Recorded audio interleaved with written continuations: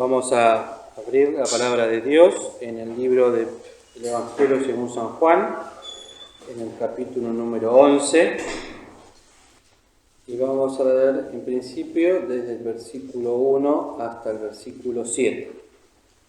Dice así: estaba entonces enfermo uno llamado Lázaro de Betania, la aldea de María y de su hermana Marta, y de Marta su hermana. Y María, cuyo hermano Lázaro estaba enfermo, era la que ungió al Señor con ungüento y limpió sus pies con sus cabellos. Enviaron, pues, sus hermanas a él, diciendo: Señor, he aquí el que amas está enfermo.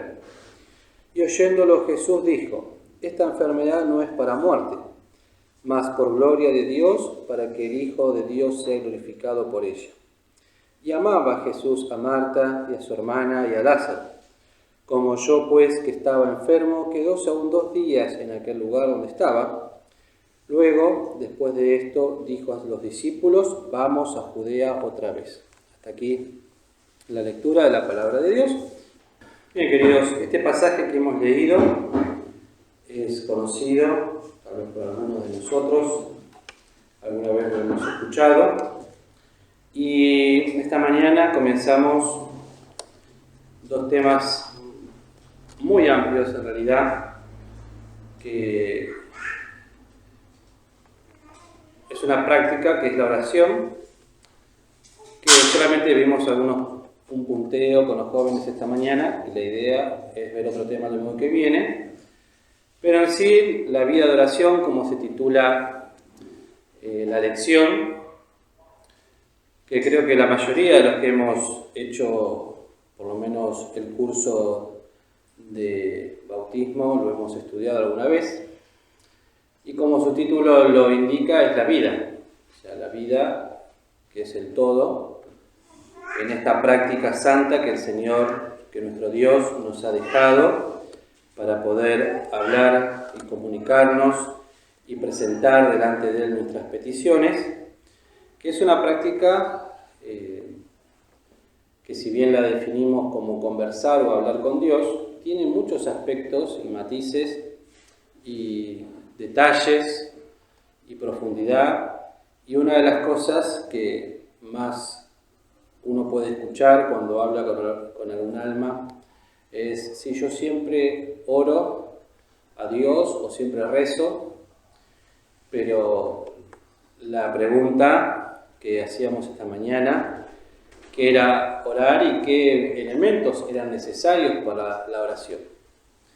Y la realidad es que Dios no puede escuchar o no puede recibir oraciones o pedidos de almas que no tienen la experiencia de la salvación, que no tienen la experiencia de haber aceptado a Cristo Jesús, sino que Dios, la primera oración o el primer pedido que escucha y que atiende es cuando el alma reconoce su condición de pecador, pide perdón por sus pecados, se arrepiente y pide, a través de toda la obra del Espíritu Santo, que es amplia, por cierto, en todo el trabajo que va haciendo sobre el corazón,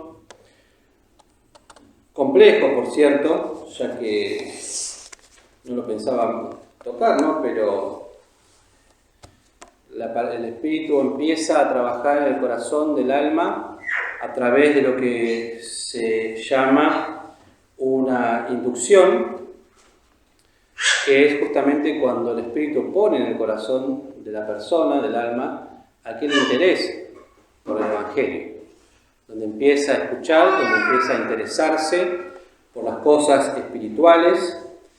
El Espíritu es el que promueve una atracción y una atención en esa alma, donde pone el oído atento y la mente de esta persona se concentra en escuchar, pero esos son los primeros 3 momentos que se denominan y que es parte de la obra del Espíritu: la intención, la atención, la atracción y la atención. Y a partir de ese momento empieza justamente otra tarea, que es la de redarguir de pecado, donde es mostrarle al alma su situación de pecado, su necesidad, y luego vienen otros pasos más, que el redarguir, el sentirse culpable, podemos decir, no alcanza, como hay un himno, ¿no?, que dice el llorar nos salva, sino que hay otros pasos también, como la convicción, que es cuando el alma se convence que es pecador y que debe ser total. Luego viene la contrición, la confesión, la conversión y la confesión. Y todas esas acciones del Espíritu llevan justamente al alma a encontrarse en esa situación de que necesita un Salvador, y en ese clamor, que luego de estos momentos, es cuando Dios escucha y lo dota de la fe para poder creer en Cristo Jesús como su Salvador personal. Y ahí es lo que se denomina luego la recepción y la adopción, cuando somos recibidos como hijos de Dios, pero también le recibimos a Cristo como Salvador, y también somos recibidos del Padre y somos adoptados como hijos de Dios. Todos estos momentos, y que hay otros más también que podríamos mencionar, hacen a toda una obra del Espíritu, y es a la primera oración que veníamos escuchando, decíamos al principio, que es la que Dios puede recibir. Pero luego, cuando uno es convertido, se ha aceptado esta obra redentora, es hecho hijo de Dios, tenemos esta otra parte de la oración, que es una tarea que hay hermanos, tal vez en la iglesia, que uno los escucha orar y se nota que tienen una vida de oración, pero también es una práctica que, como bien lo acabo de decir, es una práctica que conlleva tiempo y que muchas veces se deja de hacer porque no recibimos o no entendemos, o tal vez nos cuesta porque la carne no quiere humillarse, ni siquiera quiere tomarse ese tiempo para estar en la presencia de Dios, y tal vez muchos pensamientos pasan por nuestros corazones en el momento de presentarnos a orar. Y la realidad es que es una lucha constante, y tal vez es más sencillo, puedo decirlo así, sentarnos a leer la Biblia que orar. Y es una práctica que lleva y requiere tiempo. Pero por eso este pasaje que hemos leído es parte de esta escritura, no solamente, en realidad son 2 versículos solamente, pero me llamó mucho la atención de este pasaje leyéndolo, porque, como decíamos, la oración es algo que se tiene que hacer con fe y que media el Espíritu de Dios, que es el que ora, y también la intercesión de nuestro Señor Jesucristo. Y en este pasaje que vemos aquí en el capítulo 11, vemos que Lázaro, como dice acá, se había enfermado y que le mandan a avisar al Señor Jesús de que Lázaro estaba muy enfermo. Y el Señor estaba en este momento, ahí donde dice en el versículo 40 del capítulo anterior, tras el Jordán, aquel lugar donde primero había estado bautizado Juan, y estuvo allí. Que donde estaba el Señor también es parte de Betania, podemos decir Betania del norte, y Lázaro estaba en la parte de Betania del sur, o sea, eran el mismo lugar, podemos decir el mismo partido, pero separado por una distancia de entre 35 y 40 kilómetros, que llevaba un tiempo el caminar, el avisar, por eso le mandan a decir. Entonces, cuando el Señor recibe este mensaje de las hermanas de Lázaro, ya había pasado por lo menos 1 o 2 días de que el mensaje había salido del lugar. Y luego dice que en el versículo 5, me llamaba la atención también, y amaba a Jesús a Marta y a su hermana y a Lázaro. O sea, había un amor del Señor por esta familia particular. Y vale la pena aclarar, porque uno decía, ¿por qué dice esta aclaración amaba? Porque sabemos que Dios es amor y que el amor se manifestó a través de su Hijo Jesucristo, pero acá hace una aclaración y esto nos muestra también las dos naturalezas de nuestro Señor, verdadero Dios y verdadero hombre. Y aunque no tenía pecado, pero sí tenía este amor, como podemos decir, por esta familia, este amor que los sentía como amigos. Por eso también Juan en un versículo dice, ¿no? Y el discípulo el cual amaba a Jesús. Había de parte de nuestro Señor una afinidad con esta familia porque ya se había quedado en su casa y el Señor sabía en el versículo 4 que la enfermedad que había sido tomada por este hombre, por Lázaro, no era para muerte, pero que había un propósito en esta enfermedad, que era justamente que Dios sea glorificado a través del Hijo. Y había propósitos. Entonces, a mí lo que me llama la atención de este pasaje, que ahora lo vamos a ir viendo, que el Señor en el versículo 6 no se levantó inmediatamente y corrió hacia Betania, sino que se quedó aún 2 días en aquel lugar donde estaba. Y eso si lo enfocamos desde el punto de vista de la oración, no fue un motivo por el cual el Señor no quiso ir, sino que había tiempos, y si bien el tiempo corría para Lázaro y el Señor lo sabía, el Señor estaba orando y conocía que estos tiempos eran así determinados por Dios y que tenía que esperar. Recordemos que el Señor nada hacía si no le era dado del Padre, y Él tenía que esperar. Ya el pedido había llegado, el aviso le había llegado y el Señor esperó. Entonces esto nos marca que las oraciones que tal vez elevamos al Señor y Él las recibe, no son respondidas porque aún no es el tiempo.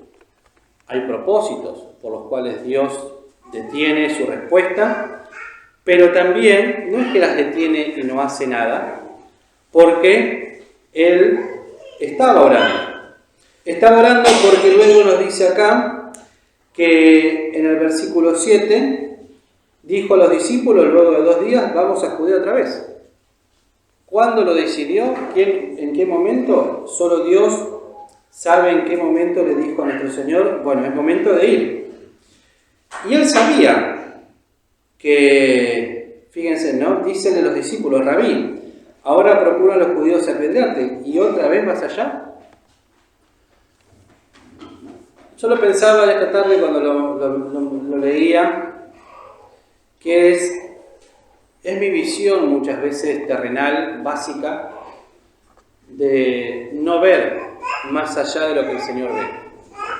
Porque había propósitos, el Señor ya había tomado tiempo, el Señor sabía que tenía que ir y el Señor no sabía que había judíos que lo querían apedrear. Pero la visión que tenían los apóstoles o los discípulos que dice acá era una visión horizontal. Lo cual me pone y nos pone en este examen personal de cada uno cuando oramos al Señor y la respuesta no llega. ¿Qué es lo que nosotros vemos?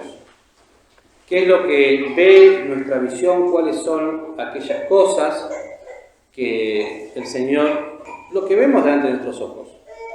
Pero no vemos lo que está atrás, lo que el Señor dispone, lo que el Señor propone y lo que el Señor está esperando. Porque si damos, bueno, acá el Señor les dice, no tiene el día 12 horas, el que anduviere de día no tropieza porque ve la luz de este mundo, mas el que anduviere de noche tropieza porque no hay luz en él. Entonces el Señor les da acá una explicación que ellos se iban a manejar de día, pero es que es también parte de la vida del creyente. En el mundo en el que nos rodeamos, movernos, ¿sí? Andar en la luz, andar con una vida espiritual, movernos como el Señor quiere. Pero siguiendo en el versículo 11, el Señor les dice después, Lázaro nuestro amigo duerme, mas voy a despertarle del sueño. El Señor ya Ya el Padre le había dicho que Lázaro había muerto, porque dice en el versículo 12, dijeron entonces sus discípulos: Señor, si duerme, salvo estará. Mas esto decía Jesús de la muerte de él, y ellos pensaron que hablaba del reposo del sueño.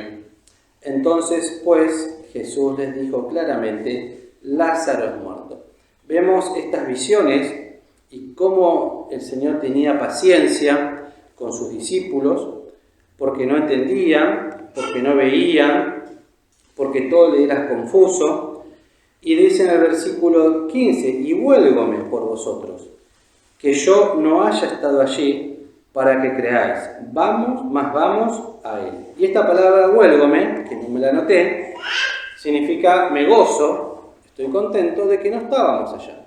Entonces vemos que hay propósitos del Señor en esto que es la vida de oración, donde uno tiene que compararse con nuestro Señor Jesucristo. Y como bien decíamos al principio de la reunión, hay hermanos que oran, pero cada uno sabe realmente si está en falta todavía o no en esta tarea, y cuánto, por lo menos lo hablo por mí, me falta este aprendizaje y esta práctica, que como decíamos esta mañana, es una tarea, es una práctica que lleva tiempo, requiere tiempo, y tal vez en la vida vertiginosa en la que cada uno vive, a veces ese tiempo no está. Y bueno, es toda una tarea encontrar el momento para poder orar, para poder presentarse delante del Señor y presentar aquellas cosas que el Señor pone en nuestros corazones. Pero siguiendo un poquito con el relato, no veo la hora, está, siguiendo un poquito con el relato,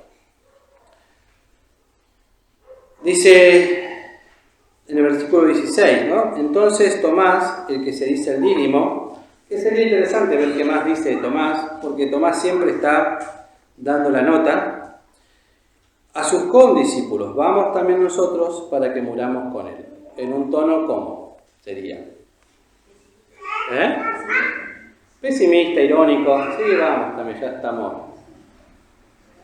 Vamos, que nos van a apedrear a nosotros también, sigámoslo. Por eso les digo, siempre Tomás está dando la nota, pero ¿cuántos de nosotros, no? También podríamos decir que somos como Tomás, y habría que estudiar, ¿sí?, las características de este discípulo.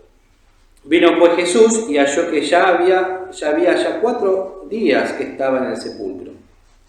Y Betania estaba cerca de Jerusalén como 15 estadios, y muchos de los judíos habían venido a Marta y a María a consolarlas de su hermano. Entonces Marta, como oyó que Jesús venía, salió a encontrarle, mas María se detuvo en casa. Y Marta dijo a Jesús: Señor, si hubieses estado aquí, mi hermano no fuera muerto. Ya pasaron 4 días y Marta le dice, como hemos leído recién: si hubieses estado aquí, mi hermano no hubiese muerto. Ahora la pregunta es: ¿era necesario que Cristo estuviese para que sanara a Lázaro? No, no era necesario. No era necesario porque era Dios, pero también vemos acá la actitud de Marta.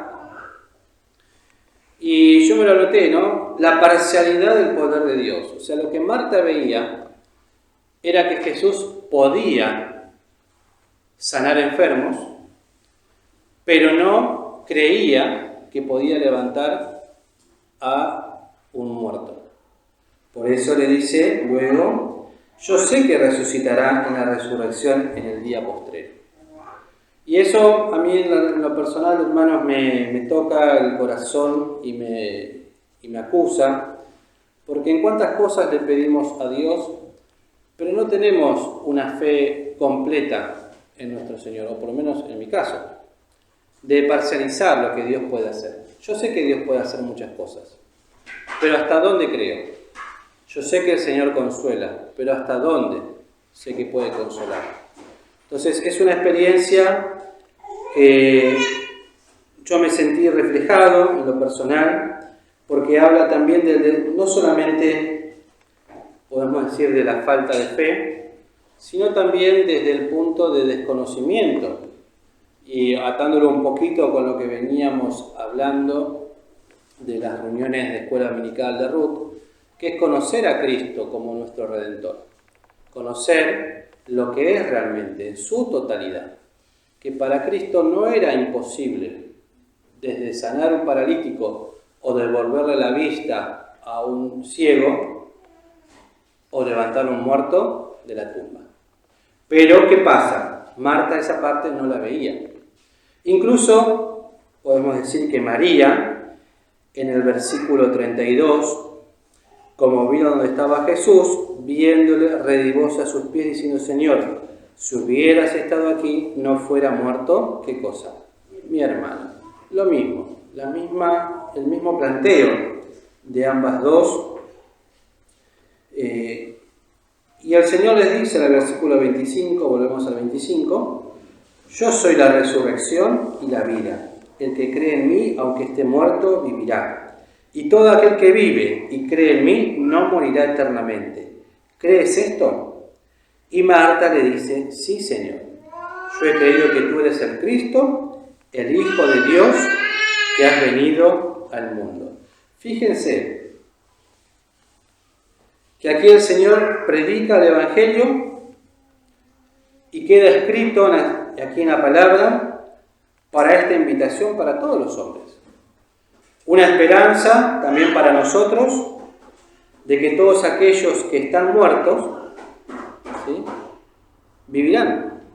Pero una esperanza para toda alma que cree en esto, que, como dice, yo he creído que tú eres el Cristo, el Hijo de Dios, que has venido al mundo. Y tal vez entre nosotros todavía hay alguno que no está, que no ha creído, que sí tiene, como decíamos, se siente atraído por el Evangelio o atraída por el Evangelio, que siente curiosidad, pero que todavía no ha entendido que sin Cristo está muerto, que sin Cristo no hay resurrección para vida, que Cristo es el único que puede salvar nuestra alma, nuestra vida y darnos esta bendición de ser hechos hijos de Dios, esta potestad de ser hechos hijos de Dios. Entonces, en lo personal y como pensamiento para esta tarde, era justamente este punto, la oración y lo terreno de nuestra visión. ¿Cómo nos cuesta, queridos hermanos? Porque si el Señor hubiese sanado a Lázaro, no hubiese podido dar este testimonio, ni esta palabra. Y en el versículo, como nos dice,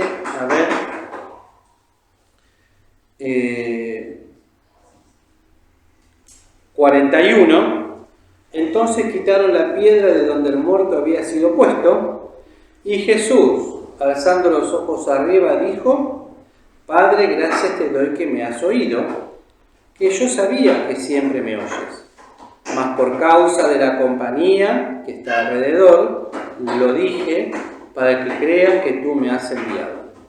Y habiendo dicho estas cosas, clamó a gran voz: Lázaro, ven fuera.